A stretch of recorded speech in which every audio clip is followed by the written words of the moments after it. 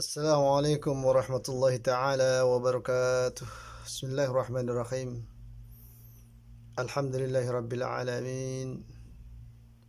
Wa bihi nasta'inu ala umur dunya waddin. Wassalatu wassalamu ala rasulillah.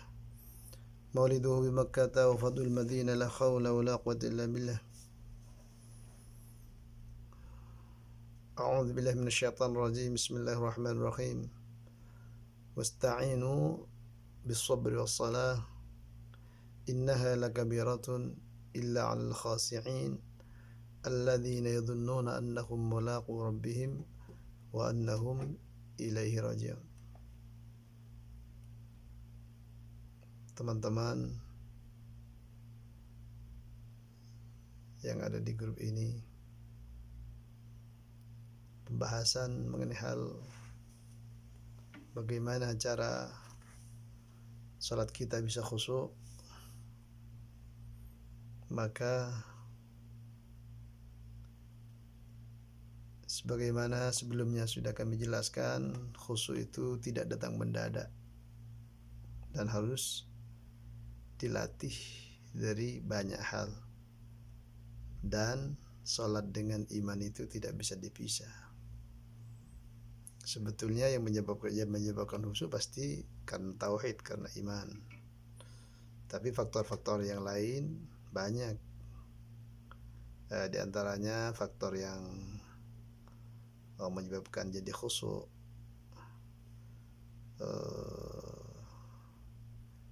Dari pertama, maka jaga waktunya. Jadi hati-hati dengan waktu-waktu sholat yang sudah kita fahami di daerah masing-masing. Kalau di daerah saya, zuhur itu jam 12, jam 12.22. Asar itu jam 3.44.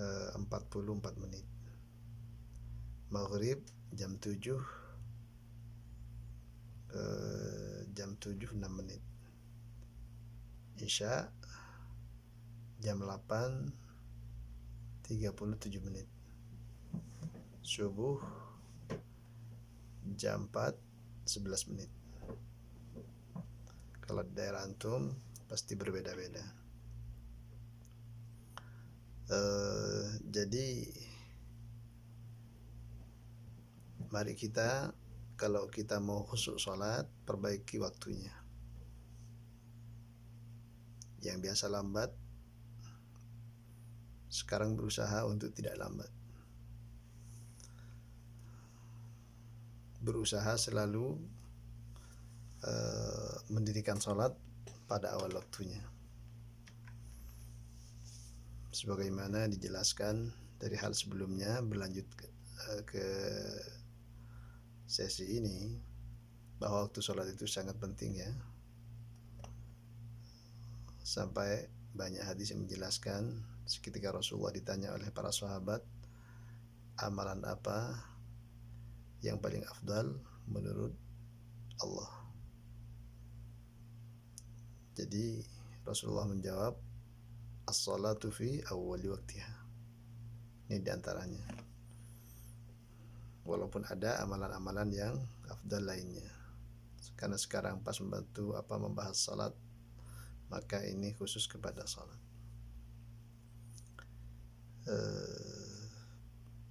Kalau bisa berjemaah, ya kalau nggak bisa, kalau kita emang dalam perjalanan tidak dapat masjid atau tidak punya teman, ya yang penting awal waktunya itu dijaga dulu, dijaga. Kalau tidak karena darurat tidur, jangan sampai kita lambat dalam hal sholat. Kalau karena ketiduran, memang itu banyak pembahasan masalah khilaf.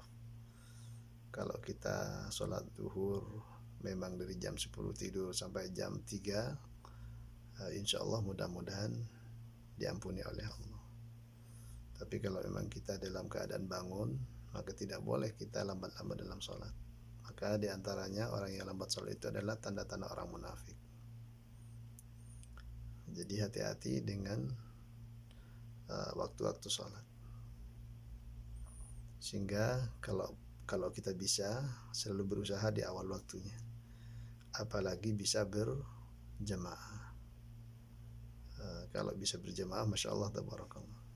Baik di masjid, kalau emang kita kebetulan dekat atau memang ada kesempatan, atau barangkali memang kita mengkhususkan ya, karena memang kadang-kadang kita walaupun sibuk, kalau kita mengkhususkan ke masjid, insya Allah bisa. Tapi kalau terlalu jauh misalnya di masjid, mungkin sulit. Di samping orang yang banyak sibuk. Tapi kalau memang tidak sibuk, kalau hanya jauh nggak jadi masalah kan, kita berangkat awal begitu. Jadi usahakan kalau kita mau jadi sholat khusyuk, sekarang mari latih sholat di awal waktunya. Jangan sampai lebih 30 menit dari azan ya.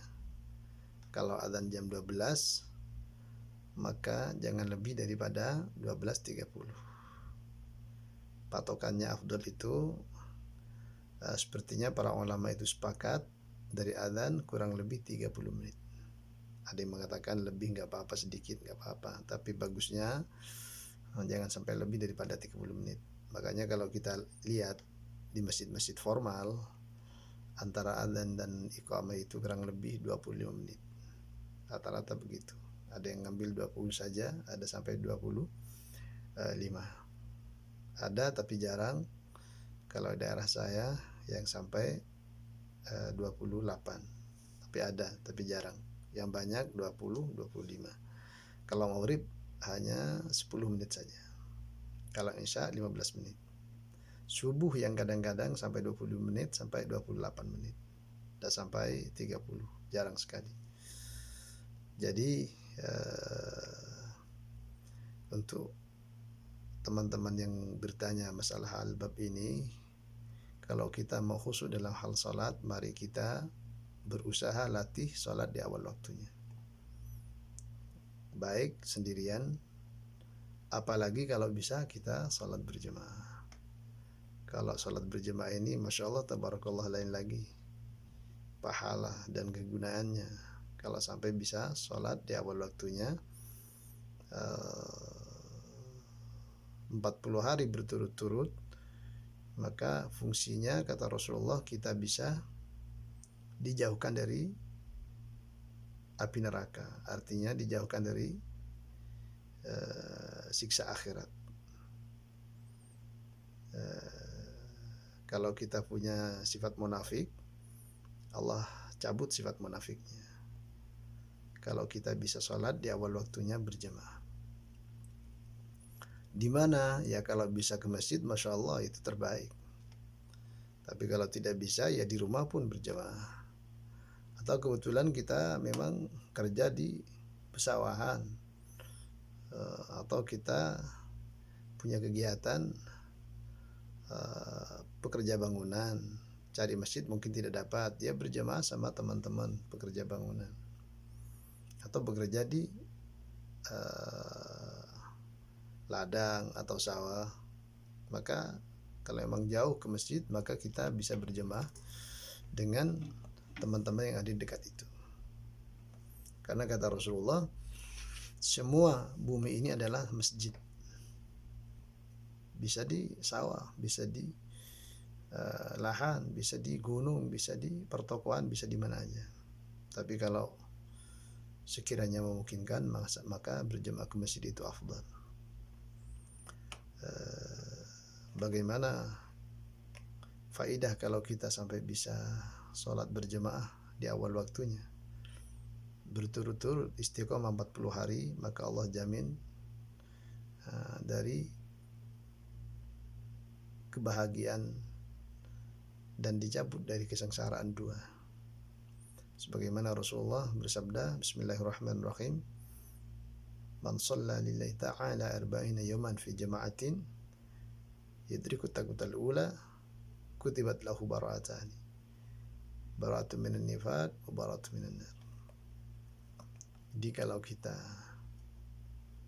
bisa salat berjamaah di awal waktunya dan tidak masbuk, yang dikatakan masbuk itu ada dua kata ulama ya, masbuk dari takbir imam atau masbuk tidak dapat rakaat yang pertama, itu masbuk. Yang sempurna kalau kita tidak masbuk dari takbir imam.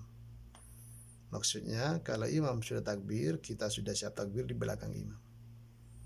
Bukan imam sudah takbir, kita masih di WC, masih ambil wudhu, bukan. Jadi bukan imam takbir, kita masih di pelataran, kita masih di halaman masjid misalnya. Itu yang disebut dengan yudrikut takbiratul ula. Jadi makmum itu selalu mendapatkan takbir imam yang pertama. Apa kata Rasulullah fungsinya? Kutibat lahu bara'atani. Maka dicatat atau ditakdirkan, atau ada ulama yang menafsirkan dicabut dari dua kemudaratan. Bara'atun minan nifaq, dicabut dari sifat-sifat munafik. Jadi kalau kita biasanya senang berbohong, maka kita akhirnya tidak bisa berbohong karena Allah sudah cabut. Kalau kita pernah ada pikiran dengki, maka Allah akan cabut dengkinya karena Allah yang cabut. Kalau Allah sudah mencabut dengki, siapa yang bisa cabut? Siapa yang bisa dengki? May yahdihillahu fala mudhillalah wa may yudlil fala hadiyalah. Kalau sudah Allah yang kasih hidayat, siapa yang akan menyesatkan? Sebaliknya, kalau sudah Allah yang menyesatkan, siapa yang akan kasih hidayat? Jadi Allah yang cabut itu sifat munafik. Wa bara'atun minan nar.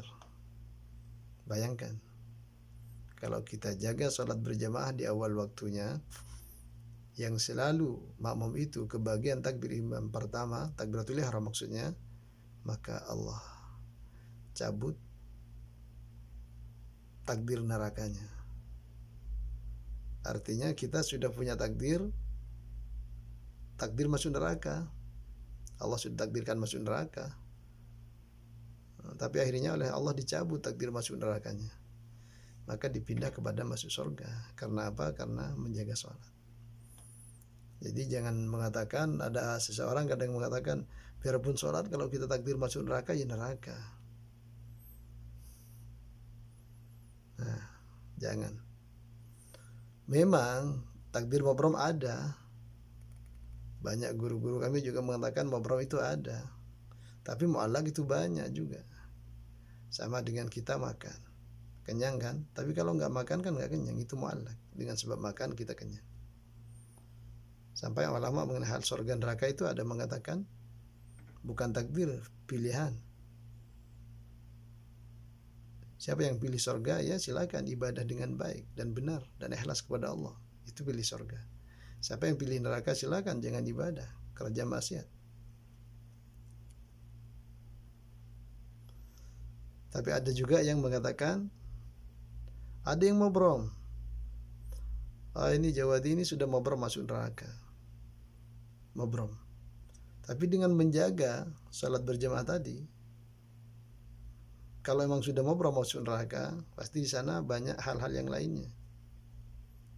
Ada dalil banyak lah di situ, misalnya hal a'udzubillahi minasyaitonir rajim, faman ya'mal mithqala dzarratin khairan yarah wa man ya'mal mithqala dzarratin syarran yarah.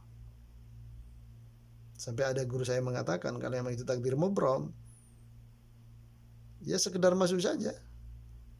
Masuk sebentar karena punya takdir masuk neraka, akhirnya pindah ke surga karena memang kita punya amal banyak. Nah, tapi juga orang yang warok mengatakan kalau kita sudah banyak amal, jangan kita sampai sombong pada Allah. Karena kita masuk surga di samping amal juga karena rahmat Allah. Di Al-Quran banyak dalilnya ya, bahwa kita masuk surga karena amalmu ada, bahwa kita masuk surga karena rahmat Allah ada. Oleh karena itu apa? Inna rahmatallahi qaribun minal muhsinin. Jadi memang rahmat dengan ibadah nggak bisa dipisah. Coba lihat dalam Al-Quran banyak sekali. Siapa yang dapat rahmat pasti orang yang ahli ibadah. Tidak ada istilah orang mencuri, berzina, terus akhirnya mati dapat rahmat. Tidak ada dalam Al-Quran keterangan. Rahmat itu dekat dengan orang yang ahli ibadah, muhsin. Masya Allah, tabarakallah, barakallah fiik. Jadi oleh karena itu, kalau kita berbicara masalah sholat yang khusyuk, maka mari kita mulai sekarang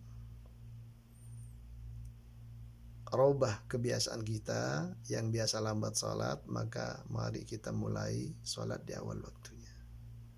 Fungsinya banyak sekali, di antara pahalanya sampai kita oleh Allah, sampai kita ini oleh Allah dicabut sifat-sifat munafiknya, sampai Allah bisa memindahkan dari surga ke neraka, dari neraka ke surga. Juga dalam satu riwayat dijelaskan bahwa orang-orang yang sholat awal waktunya itu pahalanya bersinar sampai nyentrong sampai ke arsy, sampai malaikat nanya ganjaran apa kiranya atau pahala apa kiranya itu malaikat kok sampai sinarnya sampai ke arsy. Maka dijawab oleh malaikat, inilah pahala-pahala orang yang sholat di awal waktunya. Jadi kalau bicara sholat khusyuk, bukan kita berdiri langsung khusyuk. Itu rangkaian di beberapa hal yang kita harus memahaminya. Oke, mari kita usahakan kalau ingin jadi sholat itu khusyuk, kita sholat di awal waktunya. Walaupun nanti ada program khusus ya, masalah bab tauhid nanti. Karena khusyuk ini selalu berkaitan dengan tauhid. Tapi secara waktu juga menentukan. Maka sebagai kita permulaan, awal-awal mari kita robah dulu, perbaiki niat kita bahwa kita ibadah karena Allah, perbaiki waktu kita bahwa kita ini sholat harus di awal waktunya, jangan sampai lambat, apalagi sampai nyusun ke zuhur sampai ke asar, jangan. Alangkah lengahnya orang itu kalau sampai sholat zuhur sampai ke asar, kecuali karena darurat, ketiduran lah, bukan karena niat tidur, ketiduran mulai jam 11 tertidur sampai jam 3 misalnya, lain lagi cerita, karena hal itu akan diampuni oleh Allah. Karena kalau sengaja hanya sibuk dengan pekerjaannya sendiri, maka jangan sampai. Karena tanda-tandanya orang-orang munafik itu adalah orang yang sangat lengah atas sholat. Idza aqamu ila sholati aqamu kusala. Itu tandanya orang munafik. Kata Allah, innal munafiqina yukhadi'una Allah wa khadi'uhum. Jadi orang munafik itu maunya menipu Allah, tapi sebetulnya mereka itu tidak menipu Allah, tapi menipu dirinya sendiri. Maka di antara tanda-tandanya kata Allah, idza aqamu ila sholati aqamu kusala. Jangan sampai kita terlena atas kesenangan dunia, karena dunia ini bayangan. Dunia ini kita transit saja. Kalau kita pergi ke Mekah, terbang dari Jakarta atau di Surabaya, kita hanya transit misalnya di Kuala Lumpur 1 malam di dunia ini, sekejap saja. Dan umur itu tidak diketahui sampai di mana. Kadang-kadang bayi meninggal, menginjak remaja meninggal, dewasa meninggal, ya ada yang sampai tua meninggal, ada yang sampai kakek-kakek meninggal. Jadi umur itu Allah yang menentukan. Mari kita kalau ingin jadi sholat khusyuk, mulai sekarang belajar sholat di awal waktunya, kalau bisa berjemaah, baik di rumah atau di luar rumah, atau kalau bisa di masjid afdal. Barakallahu fiik. Mudah-mudahan kita tetap selalu dalam ridha serta lindungan Allah fid dunya wal akhirah, dan mudah-mudahan keluarga kita semoga selalu Allah berikan keluarga sakinah, mawaddah, rahmah, husnul khatimah. Mudah-mudahan diberikan umur panjang, sehat barokah insyaallah, sehat wal afiyah, jauh dari semua mara bahaya. Tentunya berharap selalu dalam lindungan Allah fid dunya wal akhirah. Mudah-mudahan bermanfaat. Kalau memang senang dengan program ini, maka di subscribe, boleh dikomentari, insya Allah saya jawab, dan boleh di share ke teman-teman supaya ilmu ini bermanfaat. Insya Allah kami tidak ada harapan dari antum kecuali kami mengharap ridha Allah, insya Allah. Dan mudah-mudahan kita sama-sama diakhiri hayat ini dengan husnul khatimah, dan mudah-mudahan kita sama-sama ingin menuju salat yang khusyuk. Setelah kita khusyuk salat, mudah-mudahan Allah berikan hidup kita aman fid dunya wal akhirah, sampai mudah-mudahan kita bersama-sama masuk surganya Allah. Barakallahu fiik. Ma'assalamah. Jangan lupa Jawadi Kota Jabal di subscribe. Berlanjut insyaallah ke sesi berikutnya mengenai hal gimana cara salat yang khusyuk. Barakallahu fiik. Ma'assalamah insyaallah. Assalamualaikum warahmatullahi wabarakatuh.